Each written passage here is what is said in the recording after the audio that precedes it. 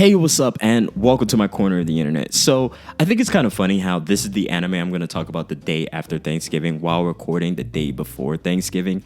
I think this is kind of funny. It's just personally funny because of the story that I'm about to talk about. The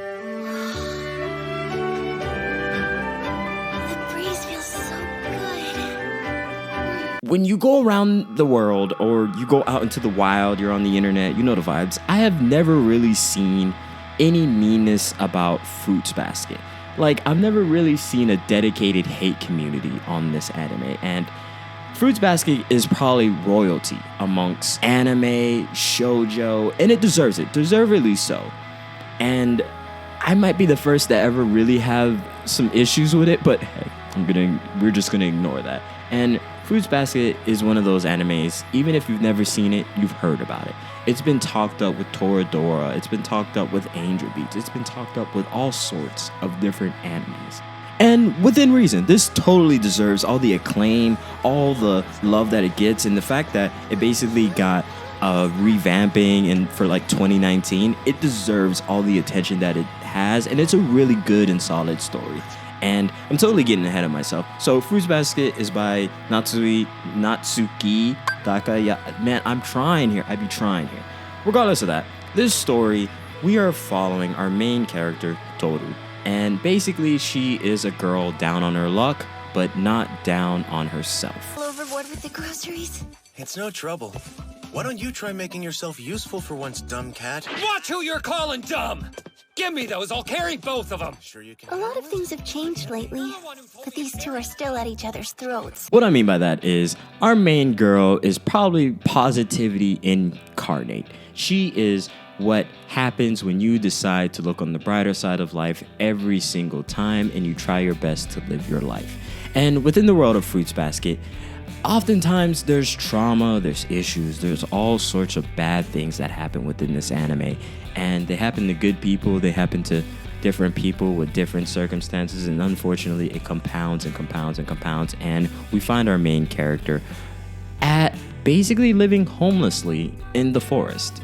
And that is incredibly unfortunate because dealing with homelessness, and personally I've had my own experiences with this, I know how that could very well be the piece that unfortunately devolves into a very negative headspace. A lot of things in life won't go right because you feel as though you are less than just because your surroundings are not where they want to be. And within Fruits Basket, Toru is none of those things. She's positive, she's grateful, and she's appreciative of every single thing she has in her life. And this is just some of the first pieces you get within the anime, even though she regularly goes to school, though she regularly appreciates what isn't there. And a lot of the questions that comes within this anime is, how did she get here? Why is she here? And why does she feel the way that she does? Now get up! It's time for you to prove that you're a real man, kitty cat! Fight me and die! Could we skip the dying part? Damn, brat! But that all kind of doesn't really matter until like later on within the story. Basically, Toru ends up being a part of the Soma family and just the outskirts of the Soma family because she ends up basically getting adopted by these three gentlemen. They live in a home on the outskirts of the forest where Toru basically was living like in the backyard of, and she cooks the meals. And the Soma family is this prestigious, Japanese world-renowned family where they have this hierarchy, they have this way of living that's very secluded, very narrow-minded, and we follow our three boys, and come to find out from a little surprise, they turn into animals. We could have covered if you jerks hadn't transformed too! You're the one who screwed up first, stupid cat. Oh yeah? They can talk too? With this transformation, basically when either of the Zodiac, which is 12 members, and we don't really meet 12 members within the anime, which is one thing I kind of hated. I was like, I would have loved to figure out who was going to be the dragon, but that's a thing. That's just a tiny thing. Like, if it wasn't consequential to the story, it doesn't really matter. We find out that the Soma family have this bond, this curse, this tradition, this banquet tradition where some of the members are chosen to be bonded with a god. And a god is a person that is born and heralded. They come from a long descendant family. And basically, each of the Zodiac members cannot be touched by the opposite sex, or else they will immediately transform into basically their Zodiac. And we meet so many different members. We see how the Zodiac and these rules basically affect them. We see how this has brought prestigious love towards the people that birthed the Zodiac children, and also how they have been ostracized, how they have been separated, and how they, even one of them just is like getting the short end of the stick because he is cursed and seen as less than versus all the other Zodiac members. And this is where the story becomes so much more interesting. Throughout this entire story, we learn so much about every single character that we interact with. We see a lot of the issues that comes within this story, which each character, a lot of it can be romantic, a lot of it can be emotional, and we learn how basically this anime is cognitive dissonance, the anime, how they feel versus how the world tells them to feel. There's a lot of that back and forth, them working through the emotional tribulations that come with it, the challenges of growing up. And we see it slowly but surely, the cracks are coming through. And basically, a good half of the Soma Zodiac members actually want to be separated from this bond so they can live their normal life, fall in love, grow, change. This anime is basically a good way of talking about the restrictive bonds and the fear of change that happens within this anime. The mood is only getting worse the longer we talk about it. I should just go. And one thing, I'm just going to spoil it. Basically, God is this person named Akito. And one of the things I did like about, basically, Akito is the big bad. One thing I like about Akito's character is Akito is the embodiment of fear of change. Her entire, oh, that's kind of a spoiler.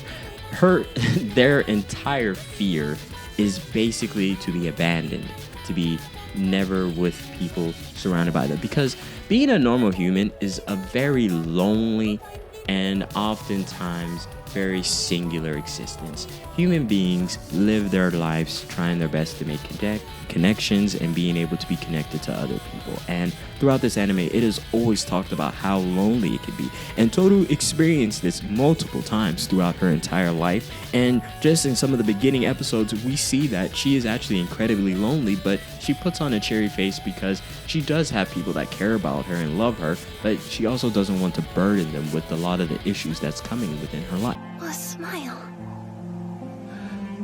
Toru, please wait. I had a plan. He got dumped, huh? So within the show, we see multiple stages of growing love, feelings, and unfortunately, we learn how being a member of the Soma family, being a Zodiac member, is one of the worst things ever for a lot of these different characters. Each of them deal with their issues in a different way, and it's interesting to see how everyone reacts to some of the trials and tribulation. My heart goes out to Momiji. Basically, he is the rabbit. I feel for him because that is rough, and that's just one of those moments where it's just like, God, this story is able to make me care about characters and a lot of the issues that happens with their life.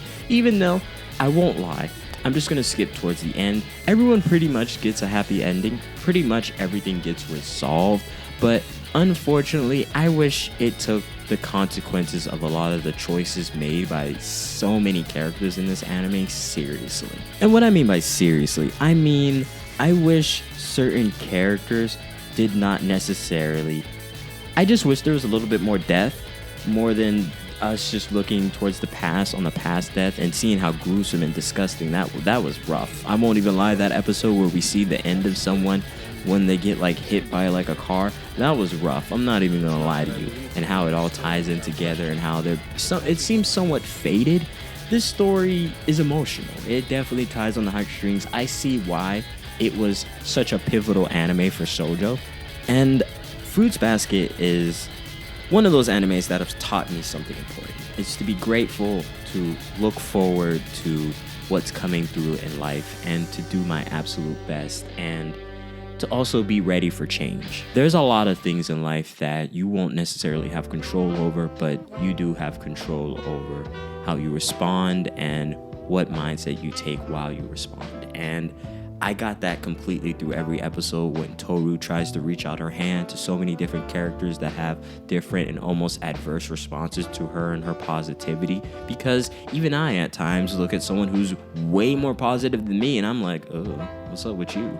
It's just one of those animes that makes you really delve into thinking about the things that happen to each of us throughout life. And I'm thankful that I got to watch this. I'm glad that I took my time watching this. I've been watching this for like several months. It's been over 6 months to finish like 3 seasons, which I know it shouldn't take that long, but it was one of those animes I wanted to take my time and really digest. So if you've never seen Fruits Basket, you should totally see it. It is actually an anime that you feel different after. It's one of those animes where there's a before and after, and it also magnifies the power of shoujo, magnifies the power of general character building with resolution. Even though I guess I'm a little bit more in the dramatics, so I won't lie, I would prefer if someone died. But I'm also glad that we had a story where from the beginning to the end, it was a different story, and I appreciate that. And also, genuinely appreciate you watching this. Thank you so much. We're basically dealing with Thanksgiving, so I genuinely appreciate every single one of you for watching. I appreciate whatever is going on in your life because there's goods and bads, whatever else and whatnot. So I wish you like a happy Thanksgiving. I hope you had a lot of good food and around people that make you happy. If not, I hope you're just doing your best and getting past the day. Anyway, peace. Welcome to my corner of the internet. Please like, comment, and subscribe, and have a great holiday. Seriously, take care of yourself. Peace.